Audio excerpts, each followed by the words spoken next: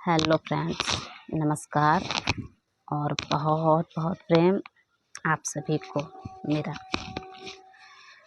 तो बहुत सारे साधकों के ये प्रश्न होते हैं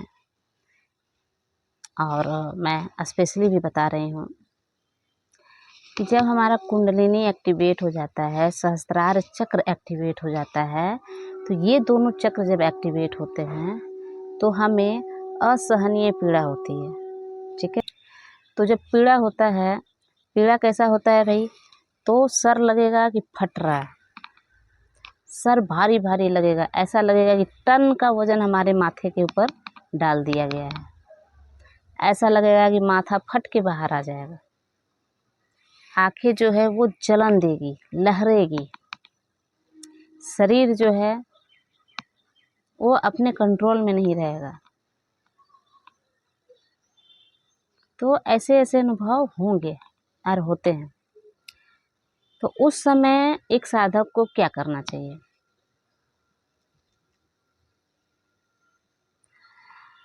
बहुत सारे ऐसे मैंने चैनल देखे हैं, अच्छे अच्छे चैनल हैं, तो उन्होंने बताया है कि जब आपको पीड़ा होती है तो आपको क्या करना है कि कुछ समय के लिए ध्यान छोड़ देना है, स्किप कर देना है और उसके बाद दोबारा आप ध्यान कीजिए। लेकिन मैं अपना एक्सपीरियंस बताती हूँ कि जब जिस चीज़ को पाने के लिए हमने जन्मों जन्मों से इंतज़ार किया है और वो क्षण आने वाला है, बहुत ऐसे लोग हैं कि जन्मों जन्म तक इंतज़ार करते हैं। इंतज़ार करने का मतलब है कि उनका चक्र एक्टिवेट नहीं हो पाता है किसी कारणवश, और जब वो हमारा एक्टिवेट हो रहा है और उसके कारण हमें पीड़ा हो रही है तो हम ध्यान छोड़ दें? क्यों छोड़ें हम ध्यान? वो पीड़ा क्यों हो रही है, पहले इस पे जांच करना है। तो पीड़ा जो है वो इसलिए होती है कि हमारे अंदर ब्लॉकेज होते हैं और हम उस रास्ते पे चल रहे हैं कि हमारी ब्लॉकेज ख़त्म हो जाए। हम परमात्मा की ओर चल पड़े हैं, हम परमात्मा ही हो जाना चाह रहे हैं। तो भाई, आप परमात्मा होना चाह रहे हैं तो आपके अंदर जितनी ब्लॉकेज है, जितनी कर्म बने हुए हैं, अच्छे कर्म बुरे कर्म, सब खत्म होंगे। सब खत्म होंगे तो उस मार्ग पे आप चल रहे हैं तो आपका चक्र एक्टिवेट हुआ। चक्र एक्टिवेट हुआ तो वो चक्र क्या करेगा कि उसकी जितनी भी ब्लॉकेज है वो ख़त्म करेगा। तो ख़त्म करने के लिए ही वो क्या करता है कि आपका चक्र जब एक्टिवेट हुआ तो आपके शरीर में जो है वो एनर्जी के रूप में स्टोर हो जाता है, बहुत एनर्जी के रूप में। अब आपको एक तरह से गाइड कर रहा है कि तुम जाओ ध्यान में बैठो। चूँकि आपको पेन हो रहा है, पूरे शरीर में पीड़ा हो रही है, इसका मतलब ये है कि तुम जाओ ध्यान में बैठो। शरीर आपका बोल रहा है, आपका शरीर पुशअप कर रहा है कि जाओ ध्यान में बैठो। अब ध्यान में आप जब जैसे ही बैठिएगा तो वो अपना काम करना शुरू कर देता है, जो ब्लॉकेज है उसको रिमूव करना शुरू कर देता है। तो ब्लॉकेज कैसे रिमूव होगी? तो तरह तरह से एक्टिविटीज़ होती है आपके शरीर में। आप ध्यान में बैठिए, जितना देर तक आपका शरीर अलाउ कर रहा है ध्यान में बैठने के लिए, उतना देर तक आप ध्यान में बैठिए। आप ध्यान में नहीं बैठिएगा तो आपको चक्कर भी आ सकते हैं, क्योंकि एनर्जी बहुत बड़े लेवल में बन रही है और आपको ध्यान करना है। ध्यान के थ्रू वो एनर्जी जो है, जहाँ जहाँ उसको जगह मिलना चाहिए वहाँ जा कर के वो स्थिर हो जाएगा। और आप ध्यान नहीं कीजिएगा तो फिर उसी ऊर्जा के कारण आपको वॉमिटिंग भी आ सकता है, चक्कर भी आ सकता है, कहीं भी आप गिर भी सकते हैं। ऐसा मेरे साथ हुआ है, क्योंकि काम का भी बोझ होता है ना, काम भी करना है और अपना काम वो भी, ध्यान भी, तो हुआ है। और जैसे ही आप ध्यान में बैठिएगा, जितना देर तक आपका शरीर अलाउ करेगा उतना देर तक बैठिए। उतने देर तक शरीर में अगर कंपन हो रहा है तो उस कंपन को होने दीजिए अपने शरीर में, क्योंकि वो ब्लॉकेज रिमूव कर रहा है। एकदम होने दीजिए। 2 घंटा बैठिए, 3 घंटा बैठिए। नींद आता है तो सो जाइए, जितना नींद को लेना है उतना नींद आप पूरा कर लीजिए। उसके बाद आप देखिएगा कि जितना भी आपके शरीर में पेन था, माथा फट रहा था, आंखें जलन दे रही थी, चक्कर आ रहा था, माथा घूम रहा था, सब के सब ऑटोमेटिक गायब हो जाएंगे और आप तरोताज़ा, आप एनर्जेटिक, ऊर्जावान तुरंत हो जाइएगा। एक और चीज़ है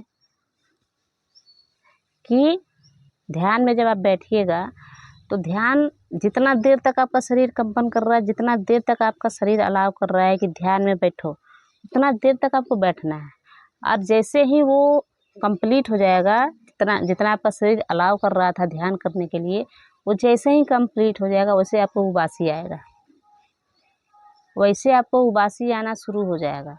तो उबासी आने का मतलब ये है कि आपके शरीर में जितना अभी ध्यान की आवश्यकता थी उतना आपने पूरा कर लिया है, अब आप आराम कर सकते हैं, है ना। ये भी एक सिम्टम्स है। तो जितना भी आप ध्यान कर सकते हैं, जितना शरीर आपका अलाव कर रहा है ध्यान कीजिए, और उतना ध्यान आप कर लीजिएगा। आप ऑटोमेटिक देखिएगा कि सारे के सारे आपके शरीर से जितने भी विकारे थे, हाँ, शरीर में पेन होना, नींद आना, चक्कर आना, उल्टी आना, सब गायब, सब फुर्र से गायब हो जाएंगे। तो ध्यान में ज़्यादा से ज़्यादा बैठना है, ध्यान छोड़ना नहीं है, छोड़ना बिल्कुल भी नहीं है। आपके शरीर में वैसी वैसी हलचल हो रही है तो इसका मतलब कुछ और बोल रहा है प्रकृति, और उसको हम किसी और रूप में ले लेते हैं। हाँ, एक साधिका है तो वो कह रही है कि इसमें दवा काम नहीं करता है तो दवा ले लेना है ना। नहीं, इस समय आपको ध्यान में बैठना है। जितना आप ध्यान में बैठ सकते हैं बैठिए, बड़ा मज़ा आने वाला है। उसके बाद कुछ क्षण के बाद आप पूरा रिलैक्स हो जाइएगा, माइंड फ्री हो जाएगा, ऊर्जावान हो जाइएगा, एनर्जेटिक हो जाइएगा, परमात्मा का आप साक्षात्कार करने लग जाइएगा।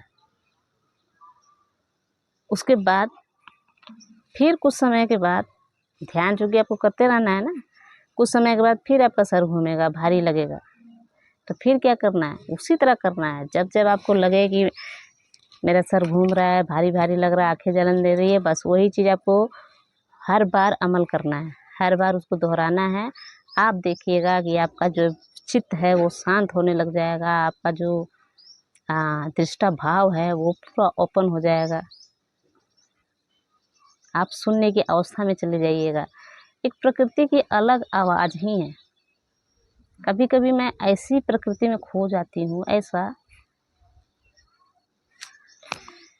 स्तब्ध हो जाती हूँ, प्रकृति की शून्यता को अपने अंदर जब मेरे अंदर जब उतरने वो लग जाता है ना, तो मैं स्तब्ध हो जाती हूँ।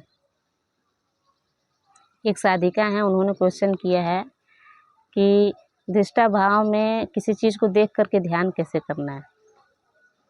तो मैं उनको बता दूं कि दृष्टा भाव में आपको रहना है। दृष्टा भाव का मतलब ये है कि किसी भी चीज़ को आप देख रहे हैं ना, तो ज़बरदस्ती एकदम ऐसे टकटकी लगा कर नहीं देखना है। दृष्टा भाव का मतलब है कि मान लीजिए ये पेन है ना, या ये मग है, तो इसको मुझे इस रूप में देखना है कि विचारे ना हो, मैं इसी को देख रही हूँ, बस मेरे अंदर विचारे ना चले। अब मैं इसे देख रही हूँ और विचारों में मैं खो गई हूँ कि इसका ये इस तरह है, ये इस तरह है, ये इस तरह गोल गोल है, नहीं, इसको सिर्फ देखना है बस। अच्छा, इसको इस पे नहीं तो अपने हाथों को देखिए, है ना, अपने पैरों को देखिए, बस देखते रहिए, कुछ करना नहीं है, देखना है बस। दृष्टा भाव में आप देखना है, विचारे नहीं आनी है, बस। आप कुछ समय के बाद पाइएगा ना कि आपके रोंगटे खड़े हो जाएंगे। कुछ दिनों के बाद, ऐसा नहीं है कि तुरंत किए तुरंत आपको परमात्मा का झलक दिखना शुरू हो गया। कुछ समय के बाद तत्क्षण ऐसा लगेगा कि ये जो है ना, ये मांस है, ओनली मांस है, ये मैं नहीं हूँ, मेरे अंदर से कुछ और देख रहा